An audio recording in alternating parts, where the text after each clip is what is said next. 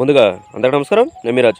ఆంధ్రప్రదేశ్కు సంబంధించి హోంమంత్రి అనిత గారు మాజీ ముఖ్యమంత్రి జగన్మోహన్ రెడ్డి గారు ఎవరైతే ఉన్నారో ఆయన పైన సవాలు విసరడం అయితే జరిగింది. అది దేని గురించి అంటే 100 రోజుల పనితీరు ఎన్డీఏ కూటమిది ఏదైతే ఉందో అది చాలా అధ్వానంగా తయారైంది, 100 రోజుల పరిపాలనలోనే విఫలమయ్యారు అని చెప్పి జగన్మోహన్ రెడ్డి గారు చెప్పడం అయితే జరిగింది. దానిపైన అనిత గారు ఘాటుగా స్పందించారు. ఆవిడ ఏం చెప్పారంటే, 5 సంవత్సరాలు మీరు పరిపాలనలో సక్సెస్ అయ్యారు కదా, మీరు చేయని అవినీతి ఏంటి? ఆఖరికి తిరుపతి లడ్డులో కూడా అవినీతి చేసిన దుర్మార్గ పాలన మీది. ఒకవేళ మీరు కరెక్ట్గానే పరిపాలన చేశారు అనుకుంటే మీరు 11 సీట్లకు పరిమితం అయ్యేవారు కాదు.